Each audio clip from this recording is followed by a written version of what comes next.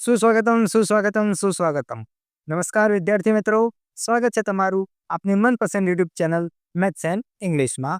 વિદ્યાર્થી મિત્રો, આજના વિડીયો લેક્ચરની અંદર આપણે સ્વાધ્યાય 2.1ની અંદર દાખલા નંબર 7 અને દાખલા નંબર 8નું સોલ્યુશન કરવાના છીએ. તો સૌપ્રથમ વિદ્યાર્થી મિત્રો, આપણે દાખલા નંબર 7નું સોલ્યુશન કરીશું, જેમાં કુલ 2 પ્રશ્નો આપેલા છે. તેમાંથી પ્રશ્ન નંબર એ જોઈએ, જેમાં મુખ્યત્વે 2 દાખલા છે. પ્રથમ દાખલો છે 2.3 1 તૃતીયાંશ.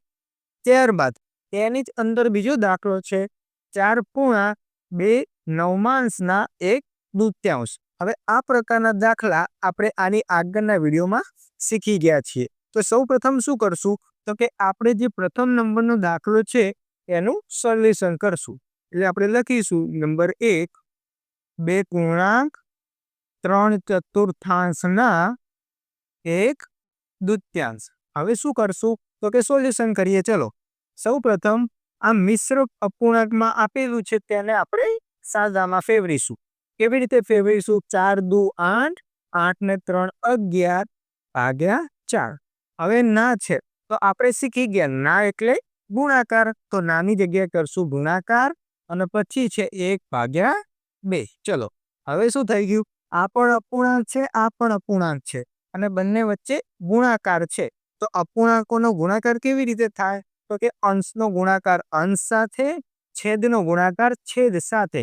મતલબ શું? તો કે ઉપરનો ગુણાકાર ઉપર 11 ગુણ્યા 1, 11 એકા 11 ઉપર આવશે. ત્યારબાદ 4 દુ 8 આવશે નીચે. હજુ આને આપણે મિશ્રમાં ફેરવી શકીએ છીએ. કઈ રીતે? તો કે નીચે છે 8, તો સૌ પ્રથમ 8 લખવાના. હવે 8 એકા 8 થશે. 11 બનવા હજુ કેટલા ઉમેરવા પડશે 8માં? તો કે 3, એટલે કે ઉપર આવી જશે 3. તો આ થઈ ગયો મિશ્ર અપૂર્ણાંકમાં જવાબ અને આ થઈ ગયું અપૂર્ણાંકમાં જવાબ. બંને જવાબ સાચા છે. હવે દાખલા નંબર 2 નું સોલ્યુશન કરીશું. તો આપણે લખીશું બીજો નંબર 4.29 1 તૃતીયાંશ. હવે આનું સોલ્યુશન કરીએ. સૌ પ્રથમ આપણે આને મિશ્રમાંથી સાદામાં ફેરવી દઈએ. 9 ચોક 36, 36 ને 2 38, એટલે કે 38/9 ગુણ્યા 1/2. ચલો, ઉપરનો ગુણાકાર ઉપર એટલે 38 એકા 38, નીચેનો ગુણાકાર નીચે, પરંતુ આપણે અહીં 9 ગુણ્યા 2 જ લખીશું. 9 ગુણ્યા 2. કેમ આવું કર્યું? કારણ કે 19 દુ 38 મારે કટ કરવાતા. ચલો, ત્યારબાદ ઉપર વધ્યા 19 અને નીચે વધ્યા 9. હજુ મારે આને મિશ્રમાં ફેરવવા છે, તો કઈ રીતે ફેરવીશું? નીચે 9 એમના એમ, 9 દુ 18, 19 બનવા કેટલા ઉમેરવા પડશે? 1, એટલે ઉપર આવશે 1.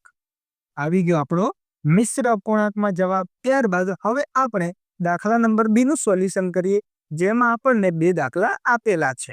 તો સૌ પ્રથમ આપણે લખીશું. તો સૌ પ્રથમ આપણે પ્રથમ દાખલો લખીએ 3.5/6 5/8. ચલો, હવે આનું સોલ્યુશન કરીએ. સૌ પ્રથમ મિશ્રમાંથી સાદામાં ફેરવી દઈશું. 6 તરી 18, 18 ને 5 23, તો 23/6 ગુણ્યા 5/8. ચલો, હવે શું કરીશું? અંશનો ગુણાકાર અંશમાં, છેદનો ગુણાકાર છેદમાં. ચલો, તો અંશનો ગુણાકાર કરીએ તો 5 તરી 15 નો 5 વધી આવશે 1. ત્યારબાદ 5 દુ 10 અને 1 વધી ગણીશું એટલે ઉપર થશે 11 અને નીચે કેટલા છે? 8 6 48, 8 6 48. હજુ આપણે આને મિશ્રમાં ફેરવી શકીએ છીએ. કઈ રીતે? જુઓ, સૌ પ્રથમ 48 લખી દઈશું. ત્યારબાદ વિદ્યાર્થી મિત્રો 48 દુ 96 થશે. હવે 115 બનવા આપણે 96માં કેટલા ઉમેરવા પડશે? તો કે 19 ઉમેરવા પડશે, તો ઉપર આવી જશે 19. આ થઈ ગયો આનો મિશ્ર અપૂર્ણાંકનો જવાબ. ચલો, હવે દાખલા નંબર 2 નું સોલ્યુશન કરીએ. તો લખીશું બીજો દાખલો 9.2 તૃતીયાંશ 5/8. ચલો, હવે આનું સોલ્યુશન કરીએ. તો સૌ પ્રથમ આને મિશ્રમાંથી સાદામાં ફેરવી દઈએ. 9 તરી 27, 27 ને 2 29 તો ઉપર આવશે 29 ભાગ્યા 3 ગુણ્યા 5 ભાગ્યા 8, કારણ કે નાની જગ્યાએ શું કરવાનો છે? ગુણાકાર કરવાનો છે. ચલો હવે અંશનો ગુણાકાર અંશમાં, છેદનો ગુણાકાર છેદમાં. તો અંશનો ગુણાકાર કરીએ. 9 × 5 = 45 નો 5 વધી આવી 4, 5 દુ 10, 10 ને 4 14. તો ઉપર આવશે 145 અને નીચે 8 તરી 24, 8 તરી 24. હવે આને આપણે મિશ્રમાં ફેરવીએ તો જુઓ, સૌ પ્રથમ ભાગાકારમાં આવી જશે 24. હવે 24 નો ઘડિયો બોલીશું અને 145 લાવવાનો પ્રયત્ન કરીશું. તો વિદ્યાર્થી મિત્રો 24 ચોક 144 થશે. 24 ગુણ્યા 4 144 મળશે. હજુ એક ખૂટે છે તો ઉપર આવી જશે 1. તો આ થઈ ગયો આનો મિશ્ર અપૂર્ણાંકમાં જવાબ. તમે આ જવાબ લખશો તો પણ સાચું છે અને મિશ્ર અપૂર્ણાંકનો જવાબ લખશો તો પણ સાચું છે. ત્યારબાદ હવે વિદ્યાર્થી મિત્રો આપણે દાખલા નંબર 8નું સોલ્યુશન કરીશું, જેની રકમ તમે અહીં બાજુમાં જોઈ શકો છો. સૌપ્રથમ આપણે રકમ વાંચીએ. જુઓ વિદ્યાર્થી મિત્રો, ગણિતના દાખલા ખૂબ આસાનીથી તમારે સોલ્વ કરવા હોય તો તેની રકમ વાંચતા તમને આવડવું જોઈએ. હવે રકમ કઈ રીતે વાંચવાની? તો કે રકમને આપણે તોડીને વાંચવાની. તો જોઈએ આપણે, દાખલા નંબર 8 છે. વિદ્યા અને પ્રતાપ પિકનિક માટે ગયા. તેમની માતાએ તેમને વોટર બેગમાં 5 લીટર પાણી ભરીને આપ્યું. જુઓ, હવે અહીંથી આપણને ખબર પડી ગઈ છે કે જો મેં અહીં લખ્યું પણ છે કે અહીં કુલ પાણી બરાબર 5 લીટર. એમની મમ્મીએ એમને કેટલા લીટર પાણી ભરીને આપ્યું છે? તો કે 5 લીટર પાણી ભરીને આપ્યું છે. આથી આપણું કુલ પાણી કેટલું ગણાશે? તો કે કુલ પાણી ગણાશે 5 લીટર, જે આપણે જ્યારે જવાબ લખીએ છીએ ત્યારે જવાબમાં પણ લખવાનું રહેશે. ચલો ત્યારબાદ આગળ રકમ વાંચીએ. તેમાંથી વિદ્યાએ 2/5 ભાગ પાણી પીધું. હવે જો બીજો આપણને માહિતી મળી કે વિદ્યાએ પીધેલ પાણી બરાબર 2/5 ભાગ. જો કુલ પાણી છે 5 લીટર, જે શું છે? સંખ્યા દર્શાવે છે. પરંતુ વિદ્યાએ પીધેલ પાણી છે ને તે ભાગમાં આપ્યું છે. શેમાં આપ્યું છે? ભાગમાં. હવે આના આધારે આપણને 2 પ્રશ્ન પૂછ્યા છે, જેમાં પ્રથમ પ્રશ્ન એવો છે કે વિદ્યાએ કેટલું પાણી પીધું. હવે આપણે આનું સોલ્યુશન કરીએ. તો વિદ્યાર્થી મિત્રો જુઓ, સૌપ્રથમ આપણને આપ્યું છે કુલ પાણી અને વિદ્યાએ પીધેલ પાણી, જે ભાગમાં આપ્યું છે. શેમાં આપ્યું છે? ભાગમાં. હવે આ પ્રશ્ન પણ શું છે? વિદ્યાએ કેટલું પાણી પીધું. હવે ભાગમાં તો આપણને ખબર છે કેટલું પીધું ભાગમાં, તો કે 2/5 ભાગ પીધું છે.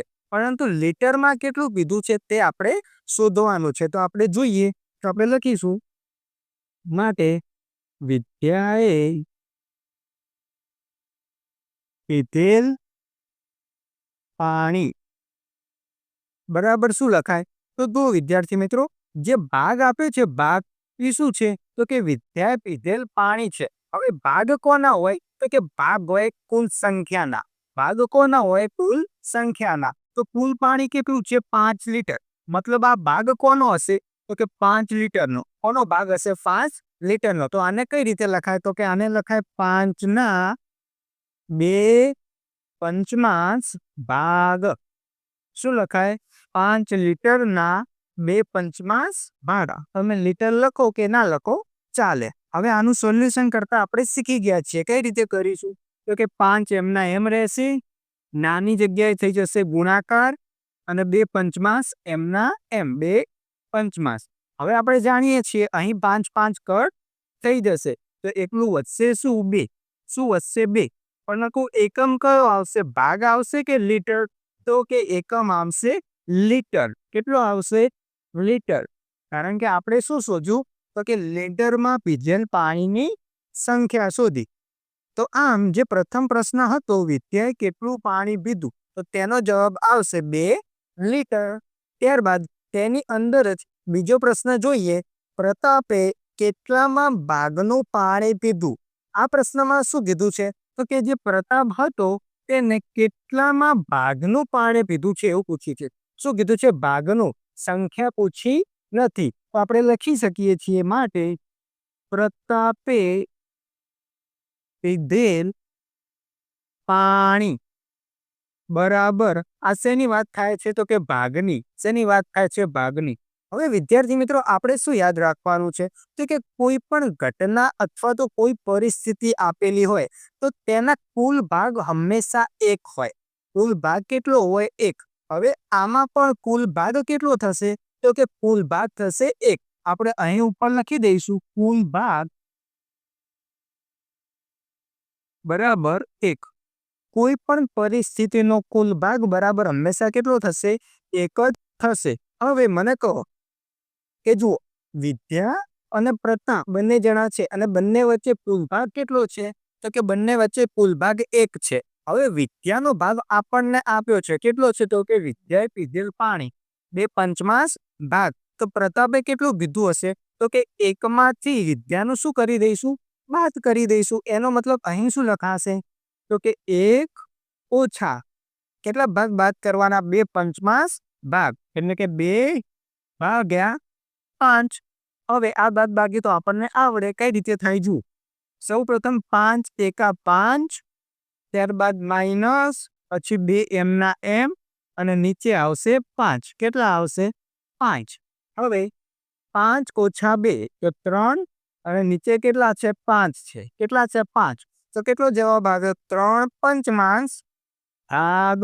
પાછળ એકમ કયો આવશે? ભાગ. તો આમ પ્રતાપે પીધેલ પાણી કેટલા ભાગનું હશે? તો કે 3/5 ભાગનું. તો આમ વિદ્યાર્થી મિત્રો આપણે આ દાખલો સોલ્વ કરી શકીએ છીએ. જો વિદ્યાર્થી મિત્રો તમને વિડીયો ગમ્યો હોય તો વિડીયોને લાઈક કરજો, આપના મિત્રો સુધી શેર કરજો અને આપણી યુટ્યુબ ચેનલ મેથ્સ એન્ડ ઇંગ્લિશને સબસ્ક્રાઇબ કરી દેજો. ધન્યવાદ.